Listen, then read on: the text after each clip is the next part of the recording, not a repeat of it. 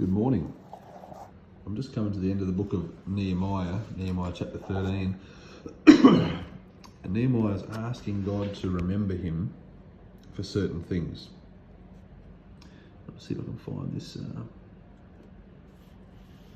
verse, but I'll just read down a few verses here, you'll see what I mean. Verse 7. And I came to Jerusalem and understood of the evil that Eliashib did for Tobiah in preparing him a chamber in the courts of the house of God. And it grieved me sore. Tobiah's like from another nation, he shouldn't be in there. And it grieved me sore, therefore I cast forth all the household stuff of Tobiah out of the chamber.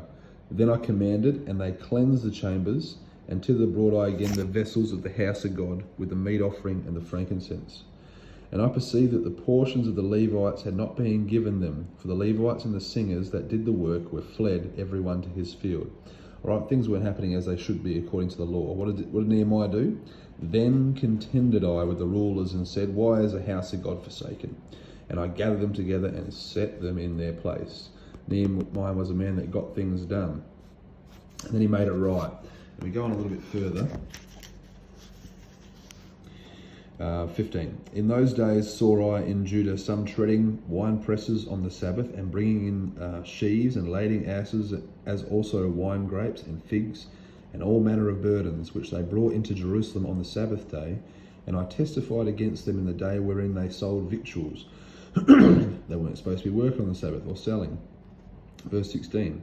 There dwelt men of Tyre also therein, which brought fish and all manner of ware and sold on the Sabbath unto the children of Judah and in Jerusalem. What did Nehemiah do? Did he just let it slide? Then I contended with the nobles of Judah and said unto them, what evil thing is this that ye do, and profane the Sabbath day? And what does he say here? He commanded that the gates should be shut, and charged that they should not be opened till after the Sabbath. And some of my servants set I at the gates, that there should be no burden brought in on the Sabbath day. So the merchants and sellers of all kinds of ware lodged without Jerusalem once or twice. What does Nehemiah do? Then I testified against them, and said unto them, why lodge ye about the wall? If ye do so again, I will lay hands on you. Nehemiah was zealous for God, and he was pretty full on. Look at this next one, this next contention.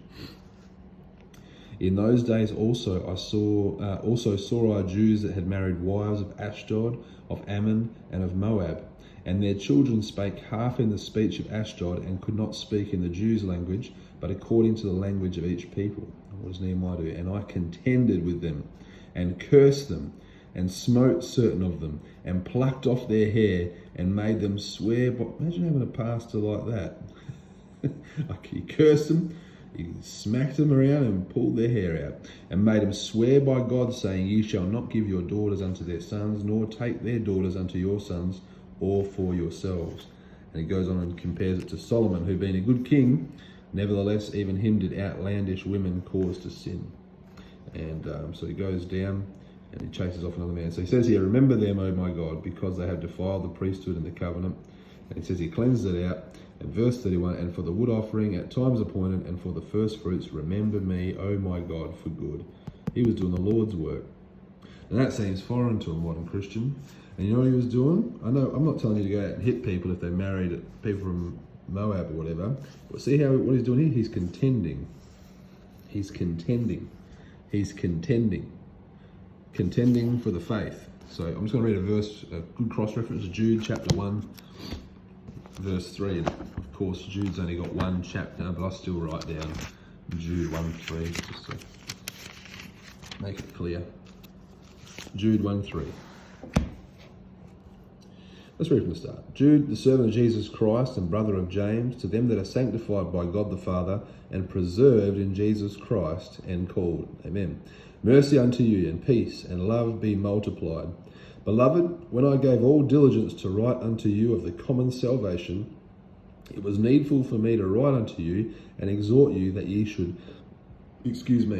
earnestly contend for the faith, which was once delivered unto the saints. Amen. Earnestly contend for the faith. Look, I'm going to call it there. It's 5 minutes.